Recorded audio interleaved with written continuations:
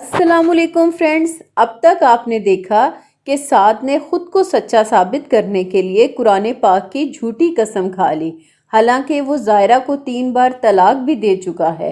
और वहाँ पे मौजूद सब लोग ज़ायरा के मुतल्लिक बातें करने लग जाते हैं कि ज़ायरा बहुत बदजुबान और इंतहाई दर्जे की झूठी है।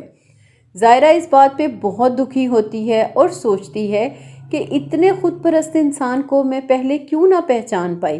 फिर वो दुखी होकर अपनी माँ से कहती है कि औरत अगर सच बोले तो उसे सबूत की ज़रूरत है और मर्द झूठ बोलकर भी मोतबर ही रहता है।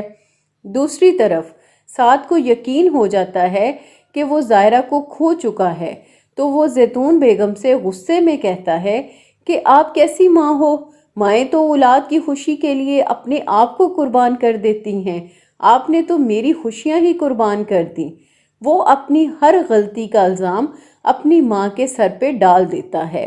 हालांकि साद को कुरान पाक की झूठी कसम खाने का उसकी माँ ने तो नहीं कहा था और ना ही तलाक देने का मशवरा उसकी माँ ने दिया था।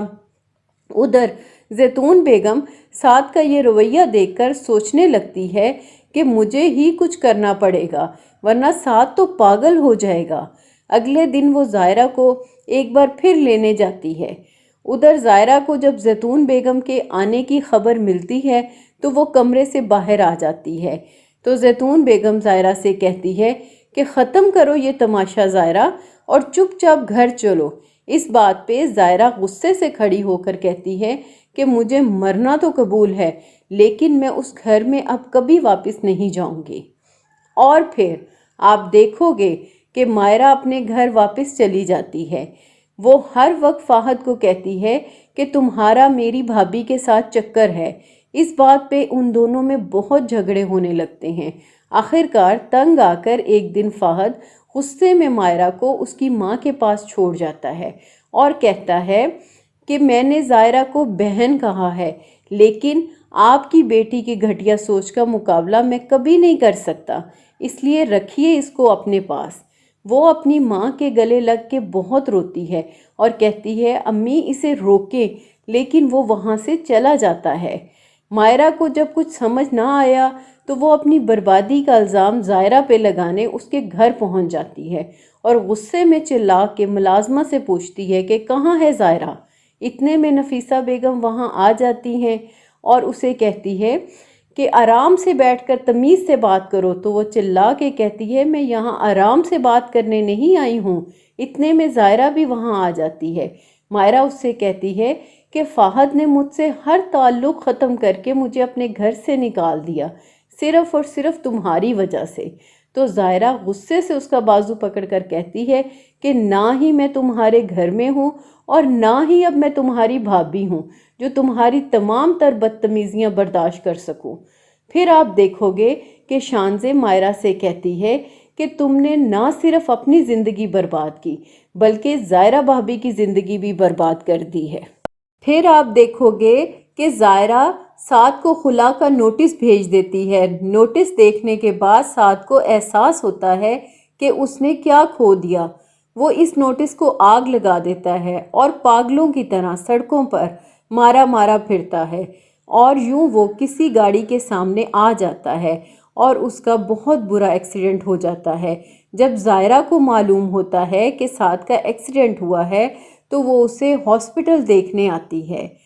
हॉस्पिटल में साद जब ज़ायरा को देखता है तो हाथ जोड़कर माफ़ी मांगता है और अपनी तमाम तर गलतियों का एतराफ़ करता है और कहता है कि ज़ायरा मैंने बहुत गलत किया तुम्हारे साथ।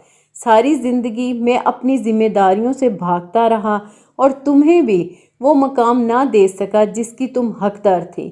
लेकिन ज़ायरा इन सब के बावजूद ये भी एक हकीकत है कि मैंने तुमसे सच्चे दिल से मोहब्बत की है, बिना किसी लालच और डिमांड के।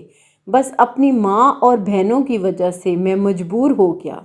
मैंने अपने गुस्से और कम अक्ली की वजह से अपना घर खुद बर्बाद कर लिया। मेरा अल्लाह गवाह है कि मैंने कभी ये नहीं सोचा था कि मेरी वजह से तुम्हें कोई भी तकलीफ़ पहुँचे। ये सुनकर ज़ायरा कहती है कि साद अब कोई फ़ायदा नहीं, हमारे रिश्ते के बीच में कोई गुंजाइश ही नहीं। کتنی بار معافی مانگیں گے آپ مجھ سے؟ تو سعد کہتا ہے کہ غلطی ہوگی زائرہ۔ اس پہ زائرہ غصے سے کہتی ہے غلطی نہیں، اس کو گناہ کہتے ہیں۔ سعد، آپ کو پتہ ہے میں سب کچھ بھلا سکتی ہوں لیکن اپنے باپ کی موت نہیں۔ آپ نے تو مجھے یتیم ہی کر دیا۔ ایک بات آپ سے چھپائی تھی، جھوٹ تو نہیں بولا تھا میں نے، اور اس کے ریئیکشن میں آپ کی وجہ سے میرا باپ مر گیا۔ وہ اپنی آخری سانس تک آپ کو یاد کرتے رہے، لیکن اس مشکل وقت میں بھی آپ نے میرے ہی کردار پہ انگلی اٹھا دی۔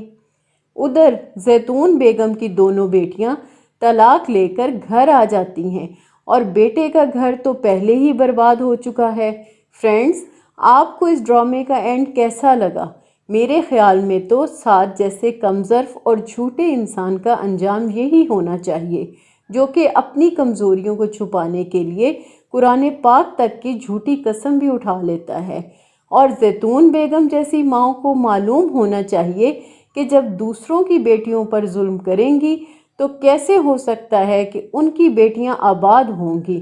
آپ بھی اپنی رائے کا اظہار کمنٹ کر کے ضرور کیجیے گا۔